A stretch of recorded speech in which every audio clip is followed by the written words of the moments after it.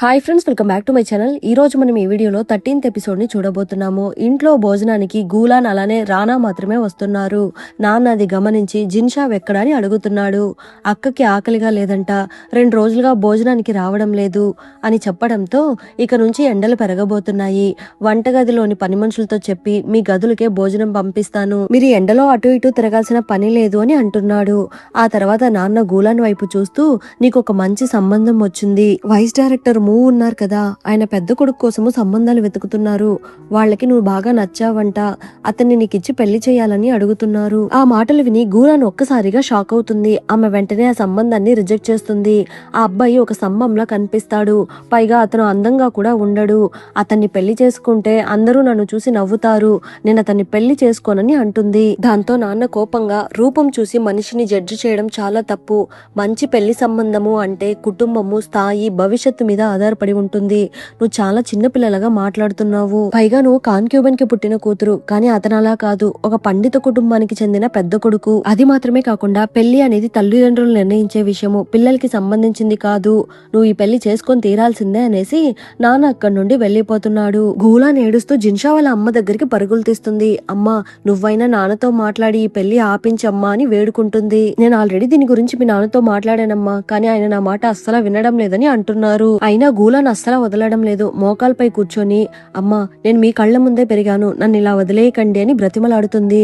అమ్మ కాస్త బలహీనంగా ఉండడంతో ఆమెకి దగ్గెక్కువైపోయి శ్వాస తీసుకోవడం కష్టమైపోతుంది. అప్పుడు పనావిడ వెంటనే మీ అమ్మకు కాస్త హెల్త్ బాలేదు, మీరు ఆవిడ్ని డిస్టర్బ్ చేయకండి అని అంటున్నారు. ఆ మాటలు విని గూలాన్ మరింత కోప్పడుతూ మీకు మా అమ్మ అంటే అస్సలా పడదు, ఆమె మీద మీకు పాత కక్షలున్నాయి, అందుకే మీరు నాకు సహాయం చేయడం లేదని అంటుంది. ఆ మాట విని అమ్మ షాక్ అయిపోతున్నారు. ఆ తర్వాత గూలాన్ నేరుగా వాళ్ళ అమ్మ దగ్గరికి వెళ్తుంది. చూస్తే వాళ్ళ అమ్మ ఏమో ఏడుస్తూ కూర్చొని ఉన్నారు. పక్క గ్రామానికి బానిసగా వెళ్లిన ఆ మెయిన్ పని ఆవిడ చనిపోయారు, పైగా ఆవిడ అంత్యక్రియలకి మీ నాన్న ₹1 కూడా ఖర్చు పెట్టనని చెప్పేశారు. అది మాత్రమే కాకుండా ఆమె శవాన్ని సామూహిక సమాధిలో పడేయమని చెప్పారంట. ఆవిడే నిన్ను చిన్నప్పటి నుంచి పెంచి పెద్ద చేశారు అని చెబుతూ అమ్మ బాగా ఏడుస్తున్నారు. నువ్వేం దిగులు పడకమ్మా, నేను ఆవిడికి అంత్యక్రియలు చేస్తాను, నువ్వేం వీటి గురించి ఆలోచిస్తూ టెన్షన్ పెట్టుకోకని అంటుంది. నిజంగానా? అయినా నువ్వు బాగా తెలివైన అమ్మాయివి, నువ్వు ఇది చెయ్యగలవని నాకు నమ్మకం ఉంది అనేసి, అయినా ఈ రోజు ఎందుకు డల్ గా కనిపిస్తున్నావు, ఏమైంది అని అడుగుతున్నారు. నన్ను మూ కుటుంబానికి చెందిన అబ్బాయికి ఇచ్చి పెళ్లి చేయాలని డిసైడ్ అయ్యారు, కానీ నాకు ఆ అబ్బాయి అంటే అస్సలు ఇష్టం లేదు, దాని గురించి అమ్మ దగ్గరికి వెళ్లి బాగా బ్రతిమలాడాను, కానీ ఆవిడ నాకు హెల్ప్ చేయడం లేదు, నా మీద ఎలా పగ సాధిస్తున్నారో చూడమ్మా అనేసి వాళ్ళని బాగా తిడుతుంది. అమ్మా, మీ మెయిన్ పని ఆవిడ ఇక్కడ నుండి వెళ్లే ముందు నాకు ఒక రహస్యం చెప్పారు, నాకు ఎప్పుడైనా ఆపద వచ్చినప్పుడు ఆ రహస్యాన్ని వాడుకోమని చెప్పారు, ఇప్పుడు ఆ రహస్యాన్ని ఉపయోగించి పెద్దమ్మ మీద పగ సాధించబోతున్నాను, దానికి నేను యున్పెంగ్ అనే మహిళని వెతకాలి, దానికంటే ముందు మీకు యున్షి గురించి ఏమైనా తెలుసా అని అడుగుతుంది. ఏంటి, యున్షి గురించా? ఆమె ఇంతకు ముందు మీ పెద్దమ్మ దగ్గర అసిస్టెంట్ గా పనిచేసింది, ఆమె అంటే మీ నాన్నకి బాగా ఇష్టము, ఆ తర్వాత ఆమెను మీ నాన్నకిచ్చి పెళ్లి చేశారు, ఆమె 7వ నెల గర్భవతిగా ఉన్నప్పుడు పొరపాటున ప్రసవ మందు తాగి చనిపోయిందని అందరూ అనుకుంటుంటే విన్నానని అంటున్నారు. అవునమ్మా, ఆవిడ గురించే, కానీ యున్షి దగ్గర యూపింగ్ అనే పనావిడ పనిచేసింది కదా, ఆవిడ మన పనావిడతో ఒకసారి చెప్పిందంట, యున్షి మందు మార్చింది మరెవరో కాదు, మన పెదమ్మే ఆ అమ్మాయి మరణానికి కారణమైంది అనేసి గూలాన్ హ్యాపీగా ఫీల్ అవుతూ యూపింగ్ ని వెతికి కనిపెడితే ఇంట్లో పెద్ద గొడవ మొదలవుతుంది, అప్పుడు నా పెళ్లి విషయం అందరూ మర్చిపోతారు, నువ్వేమంటావమ్మా అని అడుగుతుంది. నువ్వు ఏదో ఒకటి చేసి నీ జీవితాన్ని కాపాడుకొని అమ్మ కూడా అంటున్నారు. ఓకే అనేసి గూలాన్ అక్కడి నుండి వెళ్లిపోతుంది. ఇక్కడేమో మన హీరో టెంపుల్ కి వెళ్తున్నాడు. ఆ పూజారి చెన్నుతో మాట్లాడుతూ మీరు ఈ టెంపుల్ కి చాలా హెల్ప్ చేశారు, మీ సహాయాన్ని మేము ఎప్పటికీ మర్చిపోలేమని అంటున్నాడు. అంతలో చెన్ను జిన్షావ్ని గమనిస్తున్నాడు. జిన్షావ్ కూడా అదే టెంపుల్ కి వచ్చినట్టు ఉంది. చెన్ను వెంటనే జిన్షావ్ దగ్గరికి వెళ్తున్నాడు. వెంటనే వెళ్లి ఇంకొక ప్రసాదం తీసుకొని రమ్మని చెప్పి జిన్షావ్ తన పనమ్మాయిని అక్కడి నుండి పంపించేస్తుంది. నువ్వు కూడా అమ్మాయితో వెళ్ళని చెప్పి చెన్ను తన అసిస్టెంట్ ని పంపిస్తున్నాడు. ఆ తర్వాత ఇద్దరు మాట్లాడుకోవడం మొదలు పెడుతున్నాడు. చెన్ను నవ్వుతూ మీ ఇంట్లో ఇప్పుడు పరిస్థితి ఎలా ఉందని అడుగుతున్నాడు. దానికి జిన్షావ్ దిగులుగా మా అమ్మ ఆరోగ్యం రోజు రోజుకి పాడైపోతుంది, మా నాన్నేమో ఎప్పుడు కాన్క్యూబన్ కే సపోర్ట్ చేసి మాట్లాడతాడు, మా అమ్మ విడాకులు తీసుకుని తన పుట్టింటికి వెళ్లిపోతే బాగుంటుందని అంటుంది. ఓ, అయితే నిజంగా మీ అమ్మ విడాకులు తీసుకోవడానికి ఒప్పుకున్నారా అని అడుగుతున్నాడు. జిన్షావ్ తల ఊపుతూ లేదు, మా అమ్మకు అందులో ఇష్టం లేదు, పరువు పోతుందని భయపడుతుంది, కానీ నాకు ఒకటి మాత్రం అర్థం కావడం లేదు, కొంతమంది కీర్తి ప్రతిష్టల కోసం పాకులాడుతూ పిల్లల భవిష్యత్తు గురించి సరిగా పట్టించుకోరు, కానీ మా అమ్మమ్మ వాళ్ళ కుటుంబం అలా కాదు, ఒకవేళ మా అమ్మ విడాకులు తీసుకుని మళ్ళీ పుట్టింటికి వెళ్తే మా అమ్మమ్మ తనని చాలా బాగా చూసుకుంటారు, ఖచ్చితంగా విపరీతంగా ఇబ్బంది పెట్టారని అంటుంది. చెన్ను వెంటనే చాలా మంది బయటికి సాఫ్ట్ గా కనిపిస్తారు, కానీ లోపల చాలా స్ట్రాంగ్ గా ఉంటారు. వాళ్ళ నెగిటివ్ సైడ్ ని ఎవరికి చూపించకూడదని అనుకుంటారు. మేబీ మీ అమ్మ కూడా అలానే ఉంటున్నారేమో అని అంటున్నాడు. మీరు చెప్పింది కూడా కరెక్టే, కానీ మా అమ్మ ఆరోగ్యం రోజు రోజుకి పాడైపోతూ ఉంది. ఆమె ఈ కష్టాన్ని తట్టుకోలేదేమోనని నాకు కాస్త భయంగా ఉంది. డాక్టర్ ఏమో మా అమ్మకి స్ట్రెస్ ఉండకూడదు అని చెప్పాడు, కానీ మా అమ్మకు ఉన్నదంతా స్ట్రెస్ మాత్రమే. అయినా నేను ఇదంతా మీకెందుకు చెప్తున్నాను, ఇవన్నీ మీకు అర్థం కాదని అంటుంది. ఏం నాకెందుకు చెప్పకూడదు, నాకెందుకు అర్థం కాదని అడుగుతున్నాడు. ఎందుకంటే మీరు అబ్బాయి, మీకు ఇవన్నీ అర్థం కావు. ఒక రకంగా వీటన్నిటికీ అబ్బాయిలే కారణము. చూడండి, ఇప్పుడు కూడా మా అమ్మకి కాన్క్యూబన్ కి మధ్య ఎటువంటి ప్రాబ్లము లేదు, కానీ వాళ్ళిద్దరూ కలిసి ఒక అబ్బాయిని పెళ్లి చేసుకున్న తర్వాత ఇద్దరు అతని కోసం కొట్టుకుంటున్నారు. కానీ మా నాన్నకేమో వాటి గురించి ఏ టెన్షను లేదు, హ్యాపీగా ఎంజాయ్ చేస్తున్నాడు అని అంటుంది. అవును, నువ్వు చెప్పింది నిజమేనేమో, నాకు ఇవేమీ అర్థం కావడం లేదు అని అంటున్నాడు. కాసేపటి తర్వాత చెన్ను జిన్షావుతో నేను మీకు ఒక చోటు చూపించాలనుకుంటున్నాను, వెళ్దామా అని అడుగుతున్నాడు.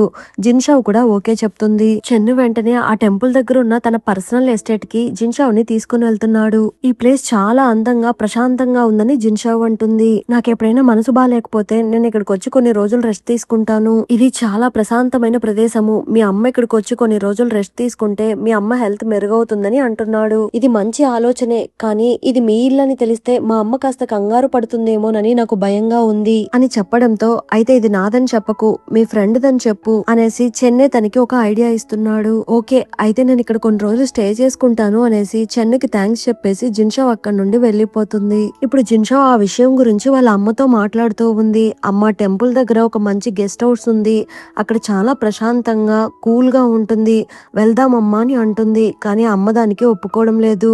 అలా ఇతరులను ఇబ్బంది పెట్టడం కరెక్ట్ కాదు, వద్దని అంటున్నారు. ఆ గెస్ట్ హౌస్ మరెవరిదో కాదు, గూరాంగ్ వాళ్ళ ఫ్రెండ్దే. వాళ్ళు ఇక్కడ ఉండడం లేదు, వాళ్ళు పక్క ఊర్లో ఉంటున్నారు. అక్కడికి వెళ్లి కొన్ని రోజులు రెస్ట్ తీసుకుంటే నీ ఆరోగ్యం కాస్త కుదుట పడుతుంది, వెళ్దామమ్మా అని అంటుంది. ఇక అమ్మ కూడా ఓకే చెప్తున్నారు. సరే ఓకే, మీరు వెళ్ళి బట్టలు సర్దుకోండి, 2 రోజుల్లో మనం అక్కడికి బయలుదేరదామని అంటున్నారు. ఆ మాటలు విని జిన్షావ్ కూడా చాలా హ్యాపీగా ఫీల్ అవుతుంది. అంతలో రానా అక్కడికి వస్తున్నాడు. మీరేం ప్లాన్ చేస్తున్నారని అడుగుతున్నాడు. ఇదంతా నీకు చెప్పలేము, ఇది గర్ల్స్ ట్రిప్ అనేసి జిన్షావ్ అతన్ని ఆట పట్టిస్తుంది. ఇక జిన్షావ్ వాళ్ళ ఇంట్లో మరొక పెద్ద సంఘటన జరగబోతుంది. ఇంట్లో నిర్బంధంలో ఉండాల్సిన కాన్క్యూబన్ ఆ ఆదేశాన్ని పట్టించుకోకుండా పని మనిషి గెటప్ లో బయటకు వస్తుంది. అంతలో గూలాన్, అమ్మ ఒకసారి అలా చూడండి అని అంటుంది. చూస్తే అక్కడ యూపింగ్ అనే పనావిడ ఉంది. ఆవిడ నేరుగా గులాన్ వాళ్ళ అమ్మ దగ్గరకు వచ్చి జరిగిన విషయం అంతా చెప్తుంది. సరే ఓకే, నేను వెంటనే మాస్టర్ దగ్గరికి తీసుకుని వెళ్తాను, ఇక్కడ నాతో చెప్పినవన్నీ నువ్వు మాస్టర్ తో చెప్తావా అని అడుగుతుంది. అన్ని నిజాలు చెప్పేస్తానని యూపింగ్ అంటుంది. అయితే నాతో రా అనేసి కాన్క్యూబన్ ఆమెని నాన్న దగ్గరికి తీసుకుని వెళ్తుంది. నాన్న ఒంటరిగా పుస్తకం చదువుతున్న సమయంలో గూలాన్ వాళ్ళ అమ్మ లోపలికి వెళ్తుంది. నిన్ను ఇంట్లో బంధించి ఉంచమని చెప్పాను కదా, నువ్వు బయటికి ఎలా వచ్చావని అడుగుతున్నాడు. ఏం, నేను బయటకు రాకూడదా? మిమ్మల్ని చూడడం కోసం చాలా కష్టపడి పని మనిషి గెటప్ లో ఇక్కడికి వచ్చాను. అవును, మీకు యున్షి గుర్తుందా అని అడుగుతుంది. సడన్ గా ఇప్పుడు ఆ అమ్మాయి గురించి ఎందుకు మాట్లాడుతున్నావు?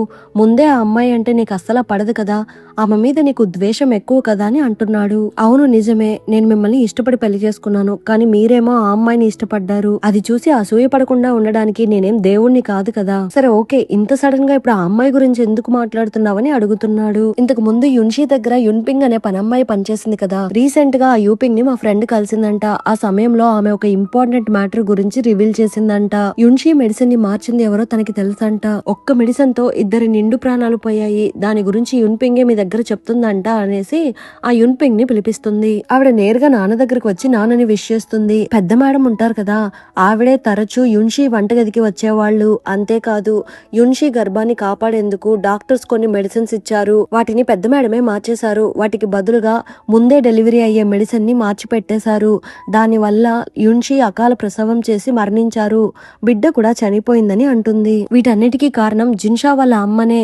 దీన్ని నేను ఎప్పుడో కనిపెట్టేశాను, కానీ బయటకు చెప్తే నాకేమైనా ప్రాబ్లం అవుతుందేమో అనుకుని నేను ఇక్కడ నుండి వెళ్లిపోయానని అంటుంది. ఆ మాటలు విని నాన్న కోపంతో రగిలిపోతున్నాడు. అక్కడున్న టీ కప్పులన్నీ పగలకొట్టేసి వెంటనే జిన్షా వాళ్ళ అమ్మని మీట్ అవ్వడానికి వెళ్తున్నాడు. ఇక అమ్మేమో జిన్షా వాళ్ళనే రానాతో చాలా రోజుల తర్వాత హ్యాపీగా ఆడుకుంటున్నారు. అంతలో నాన్న కోపంగా అక్కడికి వస్తున్నారు. అమ్మ నాన్న కోపాన్ని గుర్తించి మీరిద్దరూ బయటకు వెళ్లి ఆడుకోండి, నేను మీ నాన్నతో కాసేపు మాట్లాడాలని అంటున్నారు. అయినా వాళ్ళిద్దరికి కాస్త టెన్షన్ గానే ఉంది. నానేంటి ఇంత కోపంగా ఉన్నారు అనుకుని బయటకు వచ్చి తలుపు దగ్గరే నిలబడుకుని లోపల ఏం మాట్లాడుకుంటున్నారో వింటున్నారు. ఏమైంది, సడన్ గా ఎందుకు నన్ను కలవడానికి వచ్చారని అమ్మ అడుగుతున్నారు. యున్షి చనిపోయింది కదా, ఆ సంవత్సరం అసలు ఏం జరిగింది? నువ్వే యున్షిని చంపావా? యున్షి మందులు మార్చింది నువ్వేనా అని అడుగుతున్నారు. అడుగుతున్నాడు. మీరేం మాట్లాడుతున్నారు? తను నా పర్సనల్ అసిస్టెంట్, తనని నేనెందుకు చంపుతానని అడుగుతున్నారు. ఆమె నాతో బిడ్డని కనడం నీకు అసలా ఇష్టం లేదు, అందుకే నువ్వు ఆవిడ మెడిసిన్స్ ని మార్చి నెలలు నిండకుండానే ప్రసవం జరిగేలా చేశావు అని అరుస్తున్నాడు. ఆ మాటలు విని జిన్షావ్ అలానే రానా ఇద్దరు టెన్షన్ పడిపోతున్నారు. నేను కాన్క్యూబన్ ఇద్దరు కలిసి ఉండడం నీకు ఇష్టం లేదు, అందుకే యున్షిని నాకిచ్చి పెళ్లి చేశావు. కానీ కొన్ని రోజుల తర్వాత యున్షి మీద కూడా నీకు అసూయ పెరిగింది, అందుకే తనని చంపేశావు. కరెక్టే కదా అని అడుగుతున్నాడు. మీరిలా మాట్లాడకండి, అది నిజం కాదు, నేనెవరికి హాని చేయలేదు, నిజంగా చేయలేదని అంటున్నారు. నువ్విలా ఒకరిని క్రూరంగా చంపేంతగా తయారవుతావని నేనెప్పుడూ ఊహించలేదని అంటున్నాడు.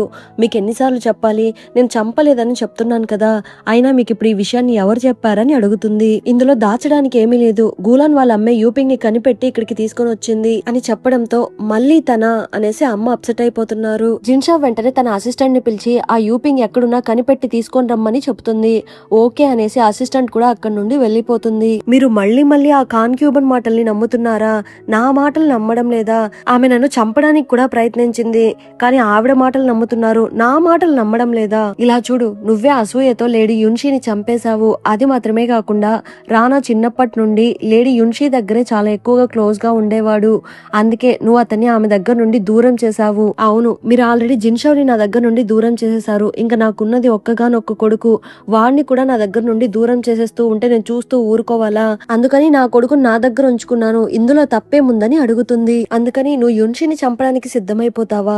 నేను అప్పటి నుండే నిన్ను దూరం పెట్టడం మొదలు పెట్టాను అని చెబుతున్నాడు. ఓ, అయితే మీరు యూపింగ్ మాటలు విని ఇప్పుడు నన్ను అనుమానించడం లేదు, మీకు ఆల్రెడీ నా మీద ముందు నుండే అనుమానం ఉంది. ఇప్పుడు యూపింగ్ ద్వారా ఆ విషయాన్ని కన్ఫర్మ్ చేసుకుని నాతో ఇలా బిహేవ్ చేస్తున్నారు, అయితే మీకు కంప్లీట్ గా నా మీద అనుమానం ఉంది, మీరు నన్ను నమ్మడం లేదు కదా అనేసి అమ్మ అప్సెట్ అయిపోతున్నారు. అంతలో జిన్షావ్ లోపలికి వెళ్లి, అమ్మ నువ్వు ఈ మాటలు ఏవి పట్టించుకోకని అంటుంది. ఈ విషయం కోర్టుకి వెళ్తే మీ అమ్మ పొజిషన్ ఏమవుతుందో తెలుసా? ఆ యున్షి చనిపోవడం వల్ల మీ అమ్మకే చాలా లాభాలున్నాయని అంటున్నాడు. ఏంటి, మా అమ్మకు మాత్రమే లాభాలున్నాయి అనుకుంటున్నారా? ఆ గూలన్ వాళ్ళ అమ్మకు కూడా ఇందులో చాలా లాభాలున్నాయి కదా అని అంటుంది. అయినా నాన్న ఆ మాటలు అస్సలు పట్టించుకోవడం లేదు, అతను కోపంగా అక్కడి నుండి వెళ్లిపోతున్నాడు.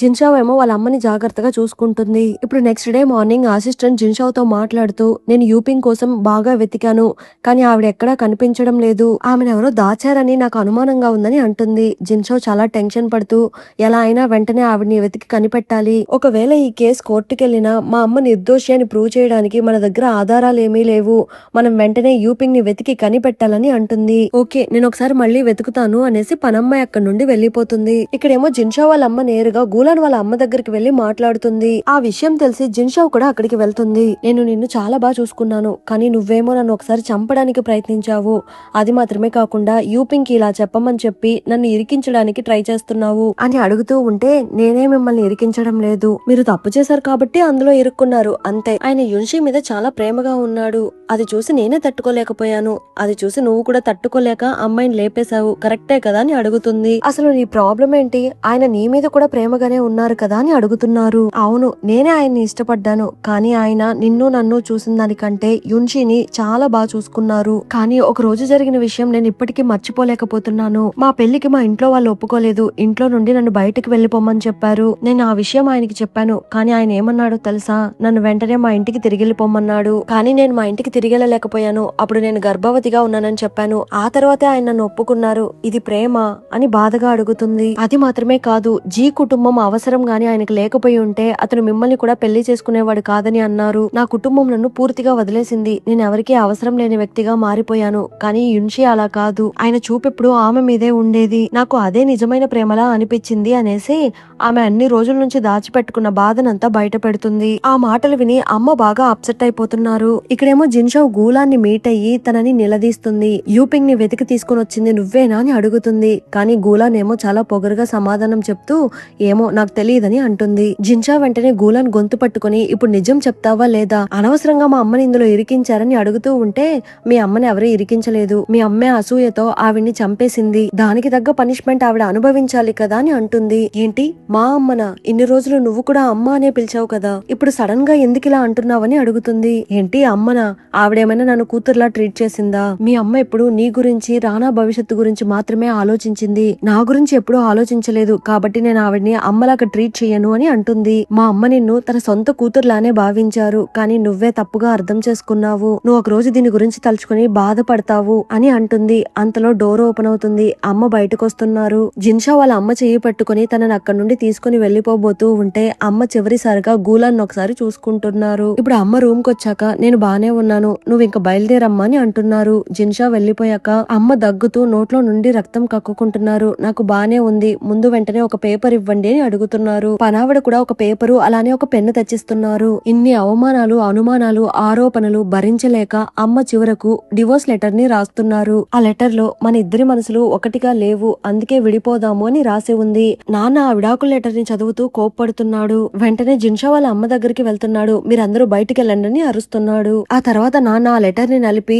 జిన్షా వాళ్ళ అమ్మ మొహం మీద విసిరి కొడుతున్నాడు. నువ్వు నిజంగా విడాకులు కోరుకోవడం లేదు, నన్ను భయపెట్టడానికే ఇలా చేస్తున్నావు. మన మధ్య ఉన్న ప్రేమ చాలా ఏళ్ల క్రితమే చనిపోయింది. నేను కూడా చాలా సార్లు నిన్ను వదిలేయాలని డిసైడ్ అయ్యాను. నీకు విడాకులు ఇవ్వడానికి పత్రాలు కూడా తయారు చేయించాను, కానీ మన పిల్లల భవిష్యత్తు గురించి ఆలోచించి వాటిని కాల్ చేశాను. అలానే వాళ్ళిద్దరిని ఇచ్చి నువ్వే నాకు పెళ్లి చేశావు. పైకి చాలా మంచిదానివి అన్నట్టు యాక్ట్ చేస్తున్నావు, కానీ ఇప్పుడేమో నాకు డివోర్స్ కావాలని లెటర్ రాస్తున్నావు అని అంటున్నాడు. మీరు ఒకసారి కాన్క్యూబన్ వాళ్ళ ఇంటికి లంచ్ కెళ్లారు. ఆ సమయంలో ఆమెతో అక్రమ సంబంధం పెట్టుకున్నారు. ఇంకా కుటుంబ గౌరవం కాపాడడం కోసము ఆమెను నిన్ను పెళ్లి చేసుకోవడానికి ఒప్పుకోవడం తప్ప నాకు వేరే దారి కనిపించలేదు. ఇంకా యున్షి విషయానికి వస్తే మీకు ఆమె అంటే చాలా ఇష్టము. మీ చూపు ఎప్పుడు ఆమె మీదనే ఉండేది. ఇద్దరు ఒకరినొకరు చూసుకునే వాళ్ళు, అందుకే ఇంట్లో గొడవలేవి రాకూడదు అనుకుని యున్షిని మీకు ఇచ్చి పెళ్లి చేశాను. ఇందులో నేనేం తప్పు చేశానో నాకు ప్రామిస్ గా అర్థం కావడం లేదని అంటున్నారు. ఇంకేముంది, నేను చాలా సంవత్సరాల నుండి నేను దూరం పెడుతూనే ఉన్నాను.